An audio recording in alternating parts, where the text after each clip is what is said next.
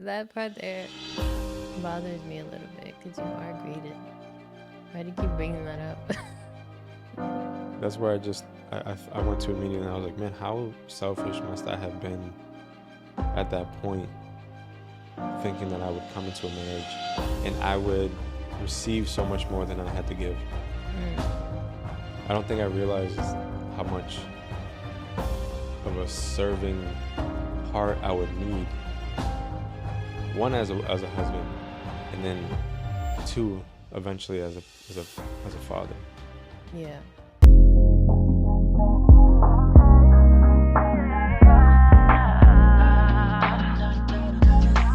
Hey everybody, welcome to Choose to Love.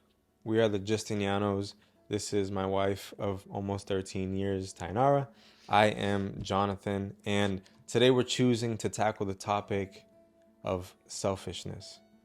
And before we get into that, there's one quick thing I wanted to say.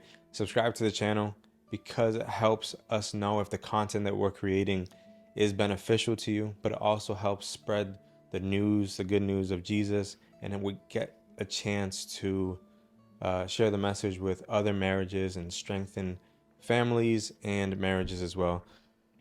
And so on the topic of selfishness, the Bible has so many scriptures that goes over this specific topic on selfishness and selflessness. But specifically today, we're going to be diving into Philippians 2:3. And before we get into that, I actually have a joke for you. Oh boy. I think it's a dad joke, but it might be funny. And it has to do with selfishness. People say I can't hit my kids because they're mine. Or people who say I can hit my kids because they're mine are literally the worst, the most disgusting, short-sighted, hell-bound, selfish people on the planet. Because we should be able to hit their kids too.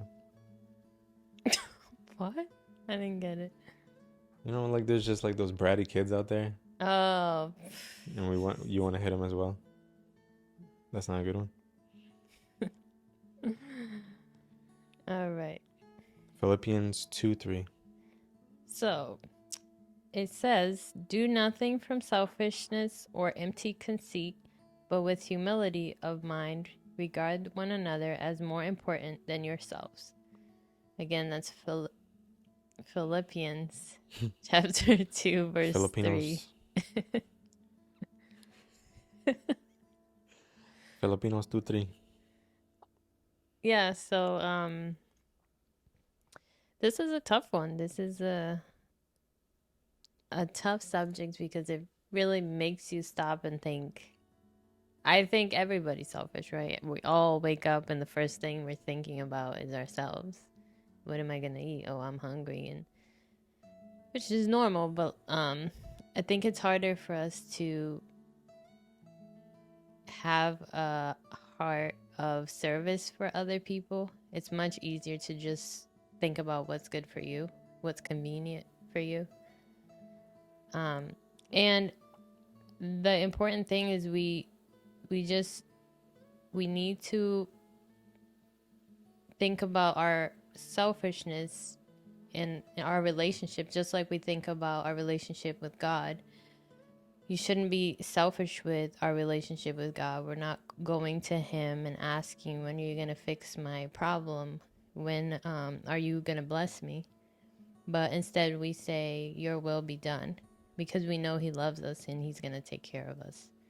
And in the same way, we need to come with one another and not expect that our marriage is going to work the way we think it should work, but come together and make a vision for your marriage, right? Make a vision of what you think your marriage should look like, what it should be, how you're going to serve one another, and do your part based on that vision. And yeah, don't worry about what your spouse is doing, but worry about your part in whatever that vision is, and everything else will come.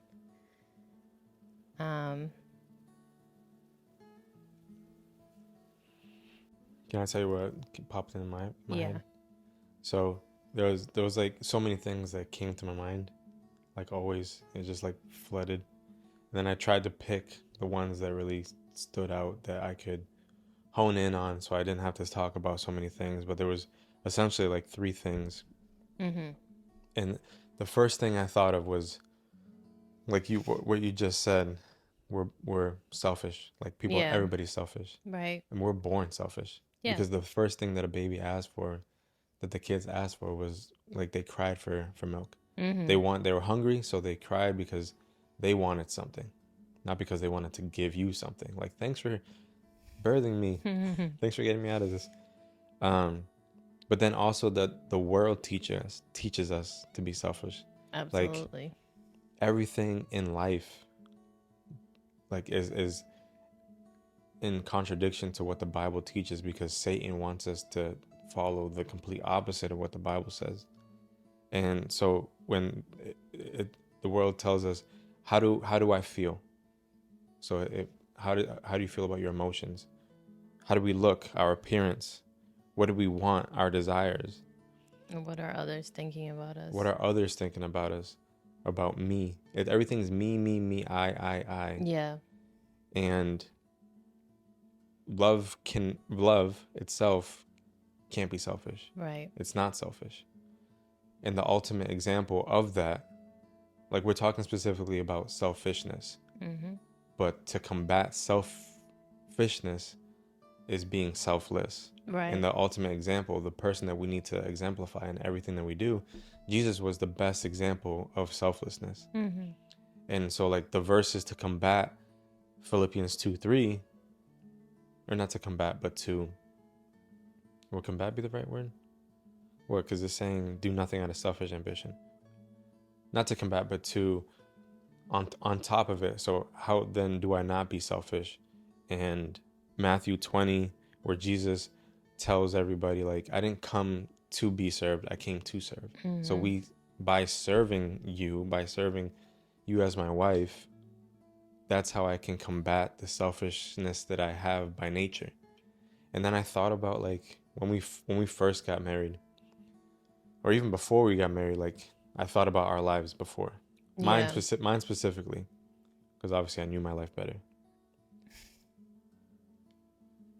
I was I had my own car. I had my own room that was like the basement, so it was a huge room. I had my own queen size bed all to myself. I had my own money. I can do with my time with what I wanted. I can go where I wanted when I wanted. I can eat what I wanted when I wanted and didn't have to ask nobody. All of a sudden I come into the marriage, and I go from my own big room to a small room sharing with you Mm-hmm. on a full size bed for 2.5 years. So Yeah. from a queen to a full size, to having to share my time with you, share my resources, share my emotions, all stuff that I wasn't used to. So like I was selfish. Like that was probably, if looking back at it, the most selfish I was, because I was in a point in my life where I didn't have anyone to take care of. I just had to worry about myself. Mm. I wasn't worried about my parents. I wasn't worried about my sisters. I was just me, me, me, me, me. All of a sudden it's like boom, day one married. The marriage and parenthood are the two biggest selfless things you can do, because you're put in a situation where you're no longer an individual. You're two people, one flesh. Yeah. And having kids too. And then having kids is a whole nother level on top of that, right? Yeah. And that's why I said earlier, I think you're the most selfless person that I know, because I feel like a Mm. mother, you guys by nature are nurturing, our caregivers, are willing to put yourself last Mm-hmm. in getting fed and eating and taking care of yourselves. Although you do a good job of taking care of yourself, you look good. Thanks. Um, but yeah, I just thought about how like selfish I was back then, because even if I think about my mindset on getting married, Mm-hmm. like, oh, I'm gonna marry you, and what can I do to serve you? No, it was love. Like, what can you do Yeah. in my life that's gonna be beneficial to me? Yeah. Now I mean, I I'm think gonna go home and I'm gonna have a cooked meal. I'm gonna have my laundry done by you. I'm gonna be greeted with hugs and kisses and just have breakfast ready in the but morning. that part there bothers me a little bit because you are greeted. Why do you keep bringing that up? No, I'm not talking about. I'm talking about like how I'm talking about how like Belle greets me at the door. I mean, yeah, I'm not like jumping, Yeah. but I kiss you and I say No, hi. of course, that's fine. Feel attacked. Sorry, but yeah, that's where I went to immediately. And I was like, man, how selfish must I have been at that point, thinking that I would come into a marriage and I would receive so much more than I had to give. Mm, I don't think I realized how much of a serving heart I would need. One, as a husband, and then two, eventually as a father. yeah. I mean, you weren't alone. I think for me, I can say for myself too. I had expectations of what in the beginning of marriage, what how you should act and what you should do, and it's going back to that what I said. Like we can't go into our relationship having this imaginary expectation we've created in our minds that we haven't even communicated with our spouse, or yeah, that we haven't communicated, and that we're just expecting that the person will know what to do. Hmm. Oh no, like he needs to know that I like this and I like when he cleans this and he needs to help cook and well, whatever, right? So that's why it's really important. I think maybe even before, not maybe, definitely before getting married, is sitting down and talking about those expectations. Well, that's something that we missed out on too. Was the premarital counseling Yeah. counseling. I know why. I think I know why we skipped out on it. Yeah, I mean, it was definitely a I ego. was. It was an ego thing, I would I say. don't think for me it was an ego thing. I think I was just. I don't think that I was. I don't think whoever did the counseling for us, pastor, was gonna tell us that we shouldn't get married. I think it was just gonna raise questions that I possibly didn't want to confront. But that's an ego. Is it? Yeah, No, because I feel like because ego would be like, we're good 100%. We're 100% ready for this. I don't think that I thought that. I don't think that I thought that I'm 100% ready to be husband material. I was just afraid of them saying, maybe you guys aren't ready, but and then why slow were you down. afraid? You know what I Because I mean? didn't want them to tell us to slow down. I Yeah, wanted but to get then married. I yeah, wanted it. but the truth, people need to tell you the truth. Even though it's the truth in their eyes, you can say, well, this is why I want to do it. At the end of the day, even if they said it and it raised questions, if you really wanted it, you would have gone and done it. Yeah, I Um, know. I mean, for our kids, when they get to that age, if it's not through us, I definitely want them to get with their significant other at that time. Premarital. Is it premarital? yeah, Premarital counseling. but I Just think because I think it's healthy yeah, to air it out. It's because when you don't have expectations, you have expectations even if you don't think you have expectations. yeah, So setting expectations from day someone one, who's um, ahead of us in life and knows marriages, specifically on what a marriage is supposed to look like through the eyes of God and biblically, that sets at least a foundation for like, guys, like, expect some of these challenges to arise, and maybe challenge yourself to at least have the conversation before saying I do. yeah, You're gonna say I do. At the end of the day, you're grown people. You're gonna do what you're gonna do. right. The only thing that Pastor Derek could have said was, um, I don't know why I'm keeping his name a secret. Like, Pastor Well, Derek, we don't know if he does it. he doesn't. I don't think he does it anymore. But the only thing that he could have said was, I can't marry you. Mm. Because at the end of the day, he has to make the conscious decision. Like, I wonder though if he. I don't think that that would be his thought process. I think I'm not sure. I wonder if he would, like, if he saw something that he would say, "Yeah, I'm not doing it," or if he would say, "Okay, I respect your decision. I'm gonna do it." I Um, don't know. I would think that he would have backed away. but I think it's funny that you were worried about that. That question coming up because that question came up anyway in our with our parents. Because even though we didn't speak to our pastor, we still spoke to our parents, Yeah. and they had pushback, even though they were like they were rooting for us, they were supportive. They still had pushback. Yeah, but I think it's different when it's internal because you have comfortability with them. And especially like I was 19, you were 18 when we Yeah, when we first talked to our parents. yeah.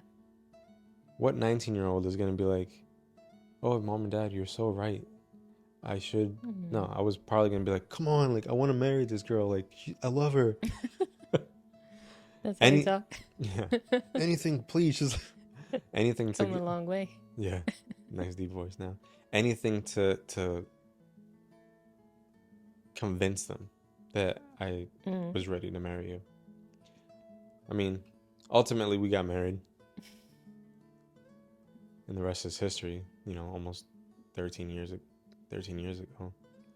But I wish I had known. I wish, like, if I were to go back now, I would be like, Jonathan, you have to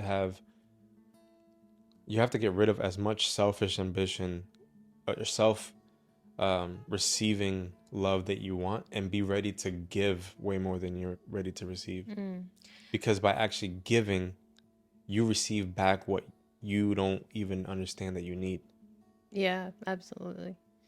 I think that's the best thing you can do for selfishness is serve because selflessness heals you and brings you joy. Yeah. Versus when you're selfish, it makes you angry. It makes you um,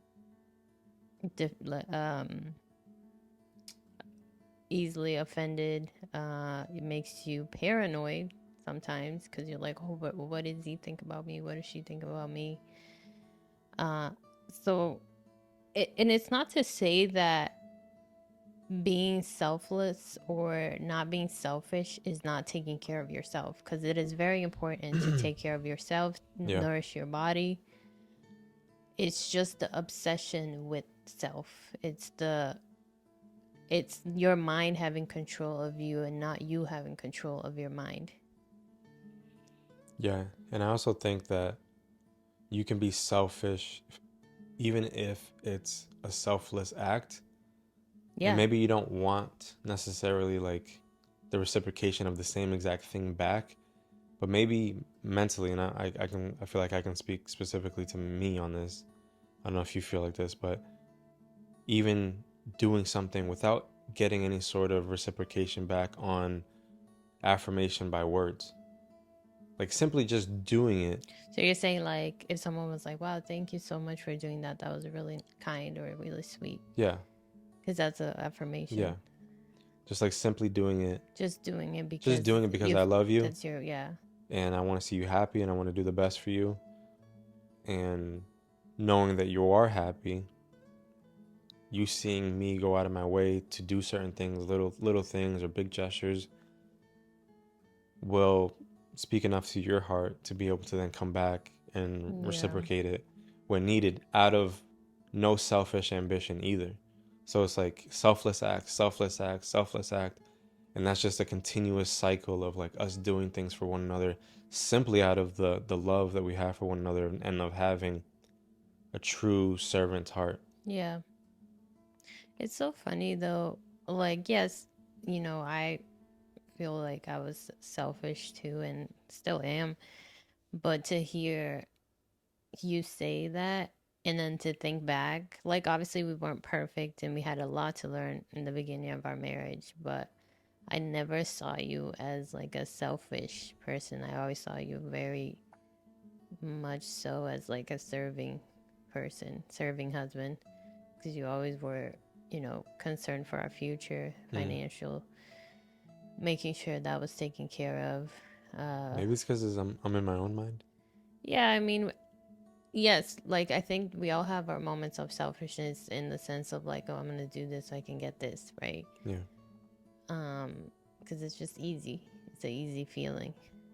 But just like you mentioned that you thought I was selfless and that you thought I was the most selfless person you knew, and I was like, what? But thank you for saying that. But I definitely, You're welcome. definitely know that You just gonna like pay me now? what? You gonna pay me now? Just like with everybody else, like I know that I am selfish. I can be selfish in certain ways, and we all got work to do. Yeah. It's really hard not to be thinking about yourself all day. Yeah, Because I mean, you're in your own mind, right? Like right. you're your own thought. You're your own voice in your subconscious. That's why you got to make sure that you control your mind and not it controlling you. And that's why it's so important to be mindful of what you consume too, and Yeah, whom you're around, because yeah. of the world trying so hard to combat you against the Bible and say, focus solely on you. What are you feeling? What, like the line that she says, um,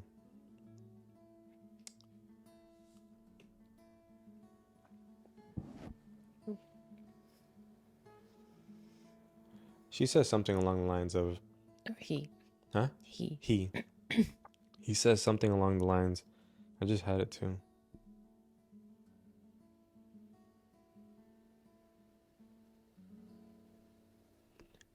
Me saying no to my own desires to be able to fulfill you and your desires. Yeah. So saying no to me so I can say yes to you. And with the world going so far to push the narrative on the opposite side of that, we have to be mindful of what we consume, because if we're only consuming that and not consuming what the Bible says, because the Bible has so many scriptures like Ephesians 5:21 that talks about, it says, submit yourselves to one another. How can I submit myself to you if I'm not willing to serve you? How am Right. I willing to submit to you if I'm not willing to put my desires away to make sure that at least you have what you need, and then thinking about myself, or in our case, the kids, and then myself. So it's like everything that we've talked about in the last couple of weeks is a muscle that takes practice Right. and intentionality. Because Excuse me. ultimately we always want, oh well, he's so selfish, and he always does this first and he never thinks about me. But we need to like sit back and think to ourselves, I need to change myself, Yeah. because they say it perfectly here in the devotional that you too are, your partner as well is serving a selfish person. Yeah. Meaning I know that you are serving a selfish person in me. Right. So I need to be mindful of, if I want to see the change in our marriage, the change in the things that I think you're selfish in, I need to be selfless. I need to have a serving heart. I need to be mindful of taking care of you first. And then through repetition and practice and attempting, I get better at it. And hopefully your partner, and I know you will, I mean, you already do it, but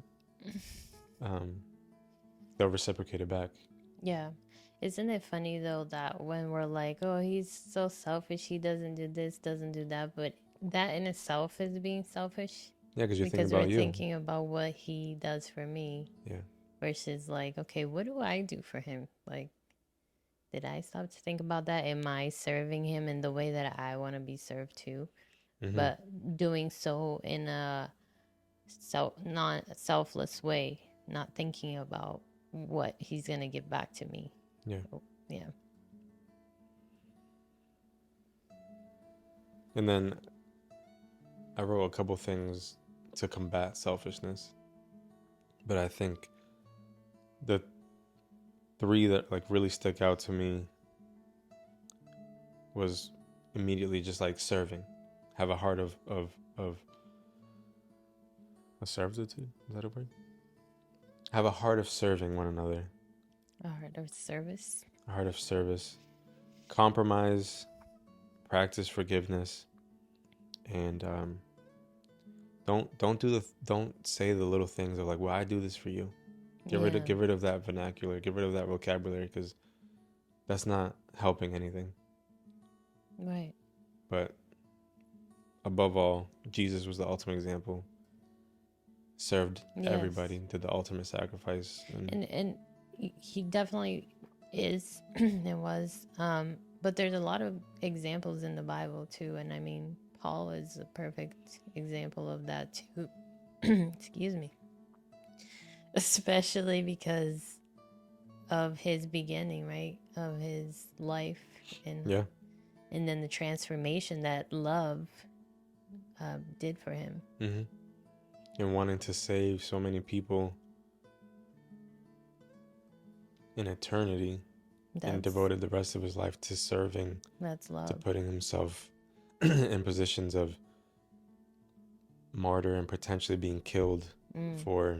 Would you pass it to me? For what he did for the cross, or not for the cross, but what he did for Christianity.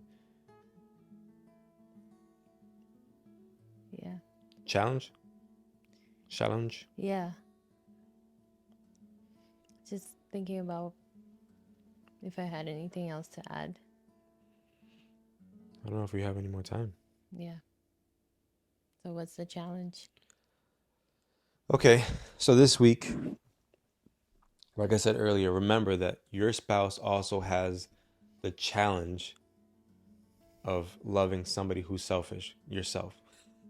You yourself are selfish. So ask yourself these 3 questions first. Do I put my own desires above my spouse's? The second question is, do I serve my spouse? And the third question to ask yourself is, do I do everything in my power to make sure that they know, that she knows, that he knows that they are loved by me? And what was the challenge you said? I wrote it down, but I'm trying to find it. I would say sit down with your partner, ask. Oh, yeah. Ask if they feel loved by you, and ask how you can improve or what you can do for them to feel love. Yeah. So sitting down, have a conversation. Yeah. Express to one another what it is they can do specifically to make them feel loved. Right? That's what you said? Right. Because ultimately, I just wanted to make sure I was the one that said it. Because I'm being selfish and I wanted to have it come out of my mouth. All right, but listen, episode 3 is in the books. If you got something out of this episode, subscribe. Make sure you hit that notification button and comment what it is you liked out of this episode. What has worked for you in your marriage regarding selflessness, or what it is you're struggling with in it. We want to read them. We want to read what it is you have to say. We'll leave a link in the description for the devotional that we're working out of if you want to grab a copy of that. And now go out there and choose to love. Make a choice to make your marriage better. Invest in your marriage. And remember this: God loves you. He wants a relationship with you. And he wants you to live a life on purpose, for purpose. Peace. Bye. See you next week. Have a beautiful time.